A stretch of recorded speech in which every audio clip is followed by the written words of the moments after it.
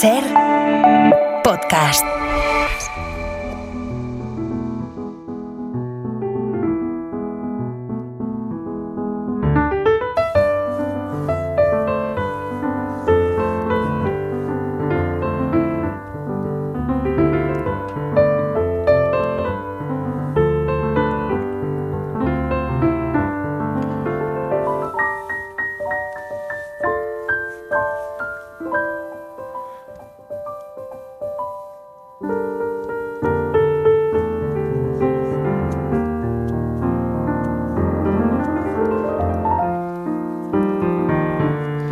En Berlín, como cada mañana de domingo, está Marc Bassets, corresponsal del País en Alemania. ¿Qué tal, Marc? ¿Cómo estás? Hola, Javier. ¿Qué tal? Buenos días. Guten Morgen. Oye, hoy tenemos un invitado con el que queremos conversar y además hacía tiempo que andábamos detrás de él porque tiene una agenda muy complicada. Ahora explicaremos por qué. Creo que además tú has escogido una música. A ver qué música para recibirlo.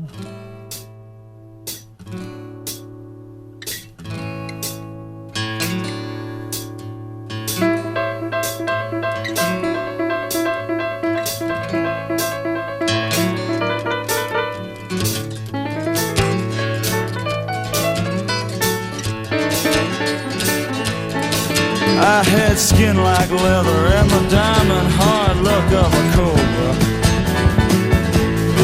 I was born blue and weathered, and I burst just like a supernova. I could walk like Brando right into the sun, dance just like a Casanova. Sí, esta música es de uno de los artistas más famosos y importantes mundialmente de Nueva Jersey, que es Bruce Springsteen, y el invitado con el que hablaremos también es de Nueva Jersey.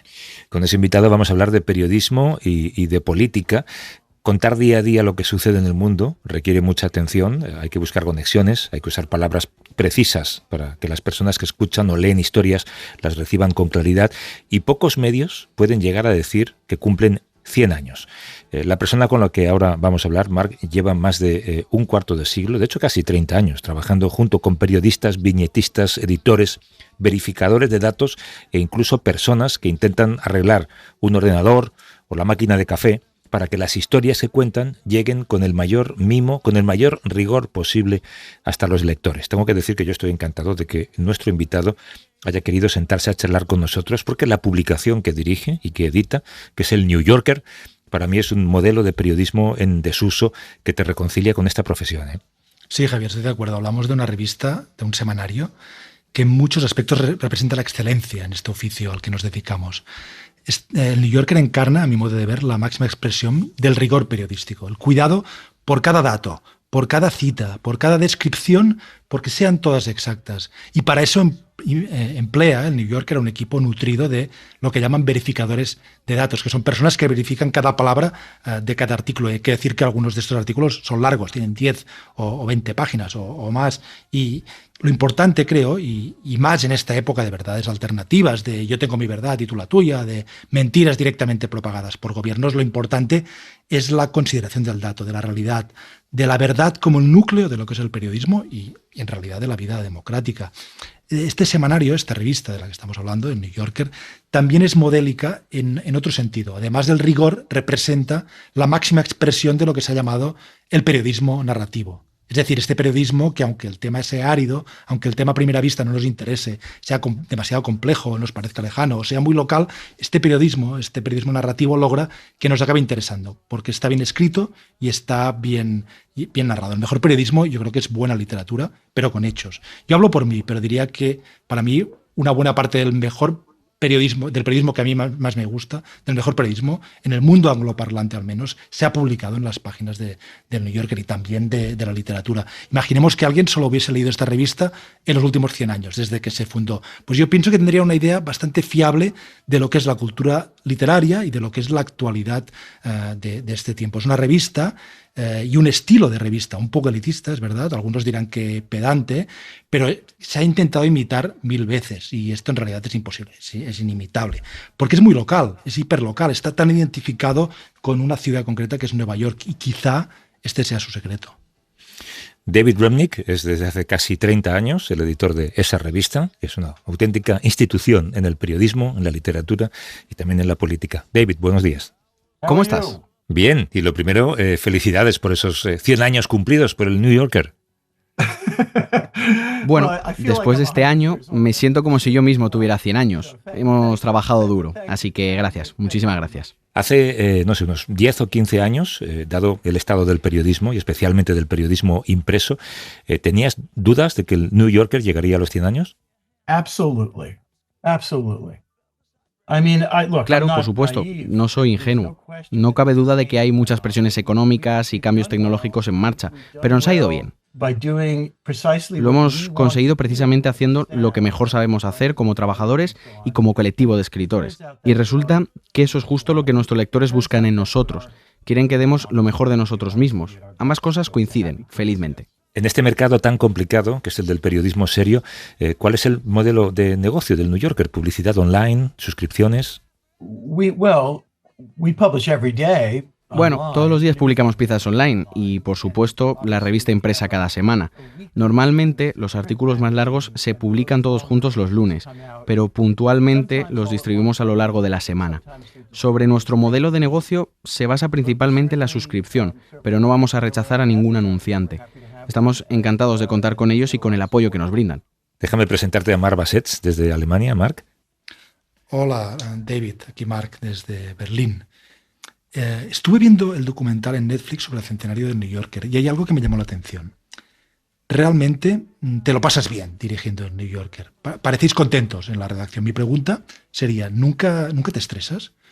Quiero decir, tú debes sufrir una enorme presión del editor y propietario del New Yorker, de las personas que cubrís, incluso de los reporteros, porque debe haber grandes egos en esta redacción. ¿No hay estrés? ¿Cuál ha sido el momento más difícil en estas 3 décadas como director?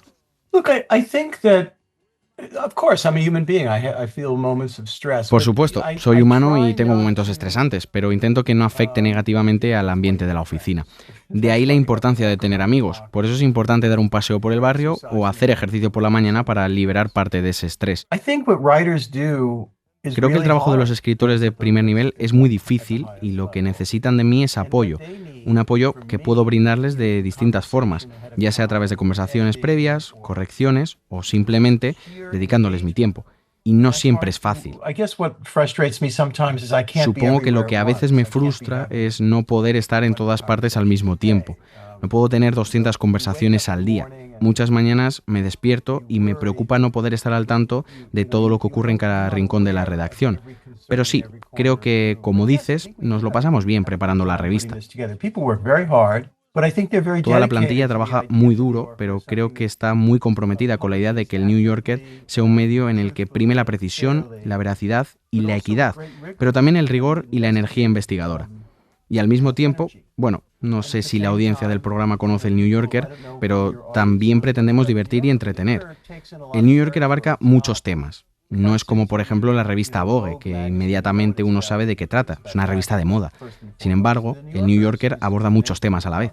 Para quien nunca haya visto un ejemplar del New Yorker, yo lo explicaría, lo diría, que es como un ejercicio de periodismo lento, de periodismo sin precipitación, centrado en dar contexto para que el lector entienda el mundo. Y también diría que son malos tiempos para ese tipo de periodismo, David. Bueno, hay muchos factores que lo dificultan. Hay mucho contenido malo de consumo rápido. Vivimos en la era de la inmediatez, de eso no hay duda, de las redes sociales, de TikTok y tantos otros. Y si alguien acude a nuestra revista buscando adrenalina, se ha equivocado de lugar. El New Yorker ofrece información profunda, reflexión, rigor y datos contrastados. En una época en la que los medios de comunicación, en términos generales, no gozan de mucha estima por parte del gran público, porque tú, Javier, habrás visto las mismas encuestas que veo yo. Yo quiero que los lectores puedan confiar en nosotros. Quiero que seamos atrevidos, incluso peligrosos en cierta medida. Pero sobre todo quiero publicar información veraz y eso hoy en día resulta difícil. ¿Has mencionado alguna vez en el pasado, David, que el New Yorker no vio ni cubrió grandes temas durante sus 100 años de historia? Se le escaparon. Por ejemplo, los Beatles en los años 60. No hubo ningún gran artículo, ningún gran perfil de los Beatles. ¿Cuál es la gran historia, el gran tema que temes que el New Yorker, o los periodistas en general, estemos pasando por alto hoy? Bueno, utilicé el ejemplo de los Beatles para demostrar que somos conscientes de que queremos fijarnos en la cultura y escribir al respecto, pero no siempre se puede acertar, ¿verdad? Uno no es infalible. No entiendo muy bien por qué no hubo ningún reportaje de los Beatles en 1963, 64 o 65, como sin duda se lo merecían. Pero por otro lado, hubo un fantástico reportaje sobre Bob Dylan en 1963. No se puede tener todo. De hecho, hoy en día el periodismo de profundidad sobre deportistas, estrellas de cine y de la cultura, resulta aún más difícil, porque no les gusta hablar con la prensa, tienen las redes sociales a su disposición y pueden hablar directamente con su público. A veces incluso piensan que es peligroso hablar con la prensa. Pueden decir algo incorrecto y sin duda esto también ocurre en el gobierno. Fíjate en el artículo que Vanity Fair acaba de publicar sobre Susie Wiles, la jefa de gabinete de Donald Trump. Estoy seguro de que se arrepiente de haber concedido 11 entrevistas a Chris Waipel. Pero cuando pienso en perderme una historia, lo hago tanto en el sentido cultural como en el político. Creo que no hay duda de que en 2002 y 2003 el periodismo, todos nosotros, pudimos haber hecho algo más para plantar cara a los argumentos que nos llevaron a la guerra de Irak. Así que para responder a tu pregunta, tanto en la política como en la cultura, hay que mantener siempre los oídos y los ojos bien abiertos. De hecho, durante décadas el New Yorker se mantuvo al margen de esa tradición tan estadounidense de apoyar a uno de los candidatos presidenciales públicamente justo antes de las elecciones, y eso cambió hace unos 20 años. Me gustaría saber si hubo un debate interno con esto y si a la luz de los ataques de Trump a las instituciones y a la democracia, ¿tú crees que los medios de comunicación deberíamos ser más activos políticamente? Bueno, te seré sincero, no creo que el apoyo público a un presidente sea lo más importante del mundo. Creo que no. Me surgieron dos ideas a la vez. La primera, que era un poco absurdo no hacerlo. ¿Por qué íbamos a esforzarnos por tener una opinión formada sobre tantos temas diferentes y luego cuando llegan las elecciones presidenciales no decir nada a nuestros lectores? Nada, ni para bien ni para mal. Eso me resultaba, no sé, extraño. Por otro lado, desde 2004 hemos respaldado a varios candidatos. Sin embargo, no creo que nuestros apoyos hayan sorprendido a nadie ni que hayan hecho que los votantes cambiaran el sentido de su voto. Como sabéis, nosotros hemos apoyado siempre a los candidatos demócratas. No es de extrañar que no apoyáramos a Donald Trump y que nunca lo vayamos a hacer. Lo que pretendemos con estos apoyos es presentar un argumentario extenso y coherente, tanto a favor de la persona a la que apoyamos como en contra de la que no apoyamos. Pero Javier, no me hago ilusiones de que la gente vaya a leernos y consigamos cambiar la opinión de 200.000 votantes. Sería absurdo. ¿Cómo equilibras el hecho de tener un punto de vista claro y al mismo tiempo intentar ser un medio equilibrado y riguroso? Al New Yorker se le ve como un medio elitista y liberal, progresista. Es una caricatura quizá, pero para una parte de Estados Unidos claramente es así. ¿Confías en poder llegar a los votantes de Trump o esto ya es imposible? Bueno, espero que sí, y sé que hay lectores conservadores que nos leen con interés porque respetan nuestro rigor. Puede que no estén de acuerdo con todo lo que escribimos, puede que no estén de acuerdo con nada, pero creo que los lectores conservadores que acuden a nosotros lo hacen porque tenemos una reputación de rigor, ganado a pulso, aunque algunos de nuestros puntos de vista le saquen de sus casillas. También quiero recordar que hay distintos tipos de artículos en la revista. Al fin y al cabo, a priori, no somos una revista de opinión como puede ser The Nation, The National Review, o bueno, no sé cuáles serían los equivalentes en España. Tenemos artículos de opinión, tanto online como en la versión impresa, pero al menos en lo que se refiere a la política, somos principalmente una revista de reportajes. Así que incluso si hay un punto de vista, tiene que estar bien justificado y ser comedido.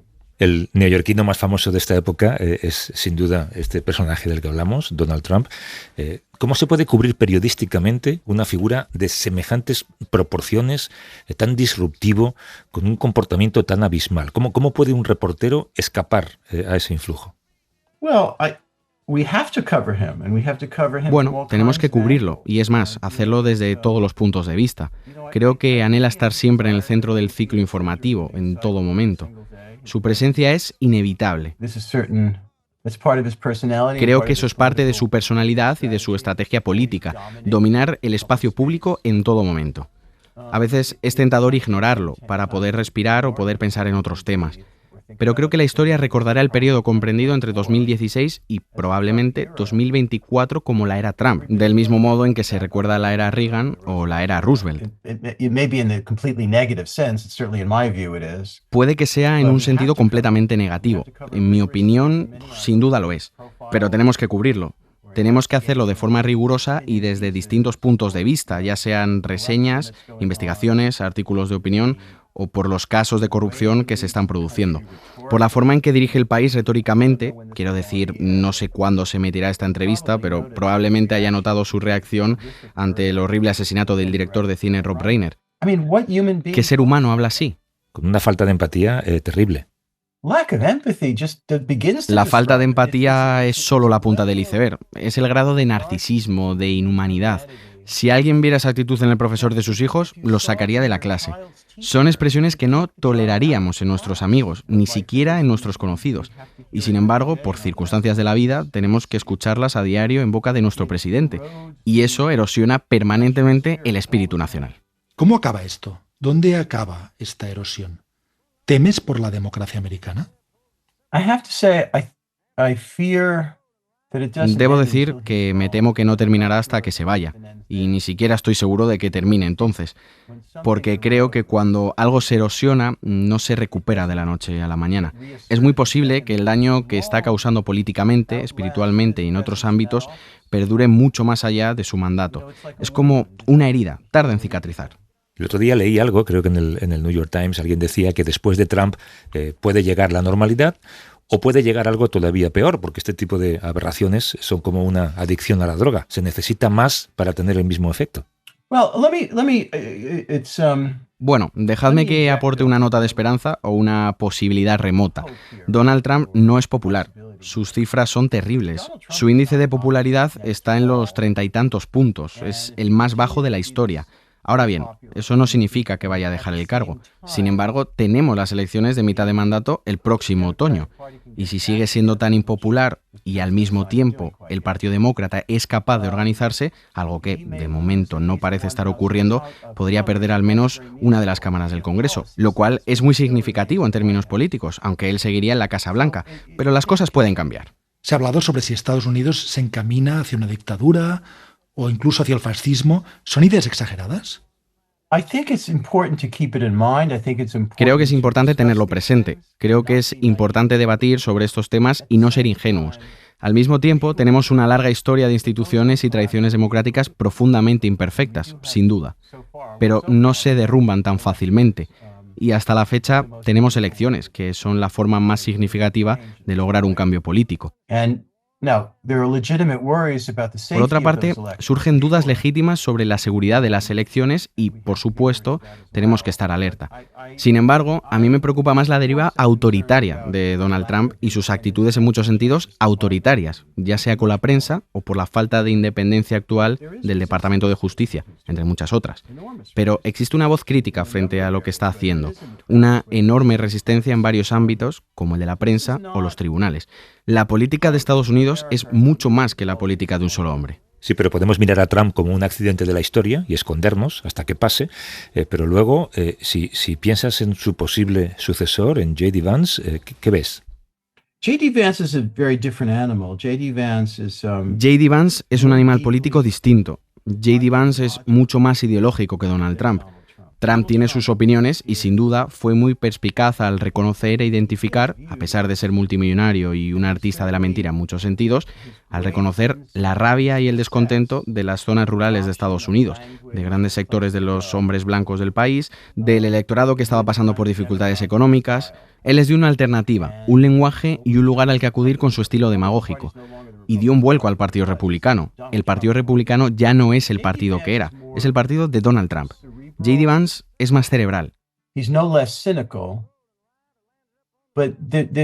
No es menos cínico, pero sí un tipo de persona diferente, intelectual y políticamente hablando. No creo que J.D. Vance llegue a ganar, no lo creo. Pero las predicciones son un hábito terrible del periodismo. Nunca somos muy precisos, así que, ¿quién sabe? Hay dos países que has cubierto con intensidad como corresponsal y a los cuales estás apegado. Yo diría que estás emocionalmente apegado a estos países. Hablo de Rusia y de Israel. ¿Cómo ves el futuro de Rusia e Israel? Well, Mark, as they say in the Talmud, I can't answer that well. Bueno, Mark, como dice el Talmud, no puedo responderte estando de pie sobre un solo pie. Empecemos por Rusia. Yo vivía en Rusia a finales de los 80 y principios de los 90, cuando las expectativas eran más optimistas y había muchas posibilidades de que se produjera al menos algún cambio, alejándose de los caminos autoritarios y totalitarios hacia un sistema más, llamémosle democrático, semidemocrático. Y resultó que no fue así.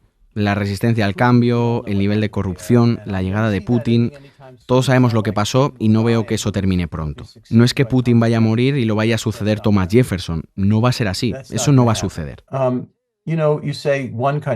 En cuanto a Israel, prefiero hablarte de Israel y de Palestina en conjunto. He pasado bastante tiempo allí, es verdad, pero no he vivido nunca allí.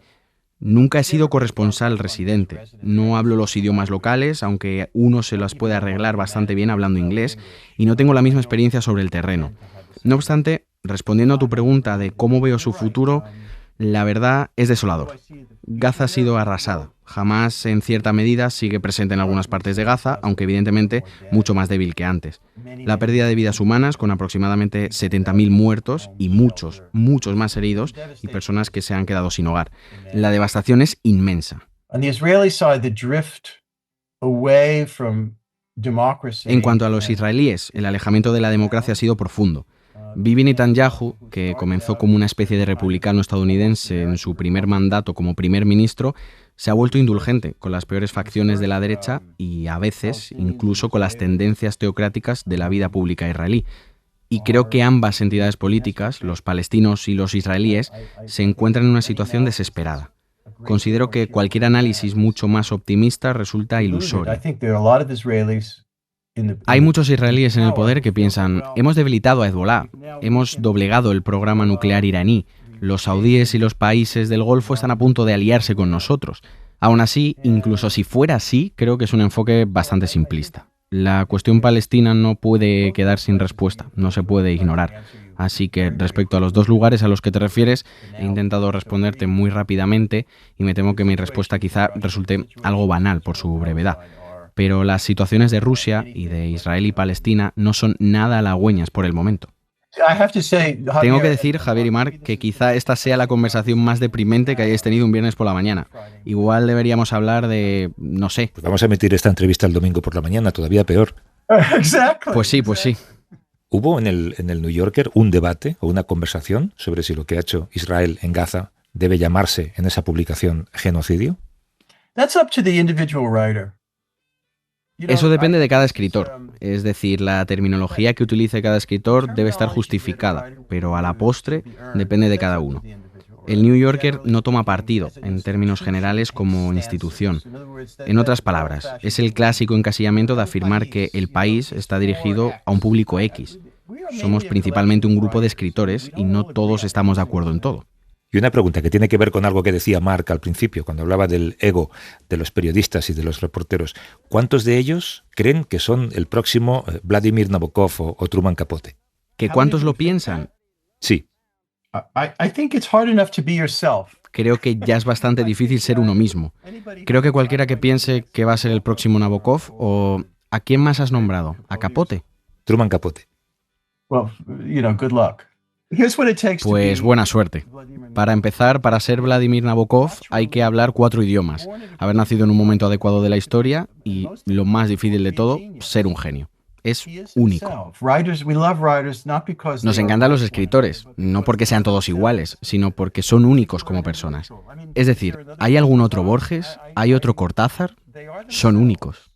Pero hay grandes figuras del New Yorker, y lo vemos en el documental, como Truman Capote, como Joseph Mitchell, que escribieron cosas no del todo rigurosas. El tan alabado Departamento de Verificación de Datos, entre comillas, que es como lo decís un poco irónicamente, no hizo en estas ocasiones su trabajo o todavía no existía. Y hace poco leí en el New Yorker un artículo sobre Oliver Sacks, en el que se veía que tampoco los hechos reflejados en el trabajo de Sacks eran totalmente rigurosos. ¿Cómo se gestiona eso? Tenéis decenas de verificadores de datos. ¿Los artículos de Oliver Sacks a los que te refieres? ¿Al artículo de Rachel Aviv? Sí. Sobre Oliver Sacks y que en un momento determinado de su carrera escribió sobre los pacientes de un hospital. Es posible que, digamos, ajustar algunos detalles para que la historia fuera mejor, más comprensible o más instructiva. En primer lugar, esos artículos no se publicaron en el New Yorker, sino en otros medios. Pero tienes razón, Truman Capote jugó con los hechos, especialmente hacia el final de A Sangre Fría. Y Joseph Mitchell, creo que las reglas han cambiado. Eso ya no se permitiría de ninguna manera. Por muy conveniente que pueda resultar, no se puede. Yo lo desaprobaría, por decirlo suavemente. ¿Conoce al escritor polaco Richard Kapuczynski? Of course, yeah. So Richard Kapuczynski Richard Kapuczynski quería, y no creo que me equivoque al decirlo. Él tenía mucho interés por escribir sobre el autoritarismo en Polonia, y no le dejaron. No pudo por todas las razones que conocemos, así que se fue a Etiopía y a otros países a escribir sobre el autoritarismo y el totalitarismo en esos lugares, casi en un estilo de neorrealismo mágico-fáctico, y escribía fábulas que podían leerse como alusiones a Polonia tanto como a Etiopía. Al fin y al cabo, había un claro propósito en sus obras. Y Capote tenía su propio propósito, y bueno, fue un novelista que escribía no ficción, y no paraba de decirle a todo el mundo que tenía una memoria perfecta, que podía tener una conversación como la que estamos teniendo ahora, y horas más tarde escribir con absoluta precisión todo lo que se había dicho. Simplemente creo que eso hoy no colaría.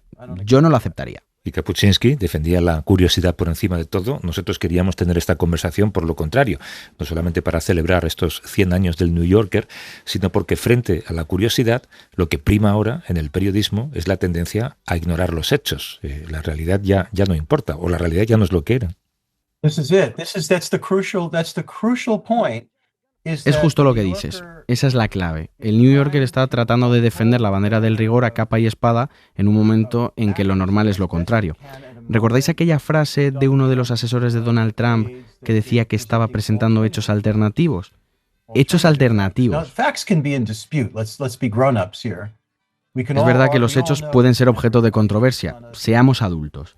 Todos sabemos que la memoria nos juega malas pasadas y que si Javier, Mark y David intentáramos recordar esta conversación dentro de 2 semanas, todos tendríamos versiones diferentes de lo hablado. Estoy convencido, pero tenemos que hacer todo lo posible por ser veraces y precisos. Pues ese es un buen final. David Remnick, que es editor del New Yorker, que cumple 100 años y uno de los periodistas más respetados de Estados Unidos, gracias por esta conversación y a ver si podemos volver a hablar dentro de otros 100 años. Espero que sea mucho antes, Javier. Cuídate. Adiós. Gracias. Hasta luego, Marc. Hasta luego. Gracias. So one morning when the sun was warm, I rambled out of New York town. Pulled my cap down over my eyes, headed out for the western skies. So long, New York. Howdy, East Orange.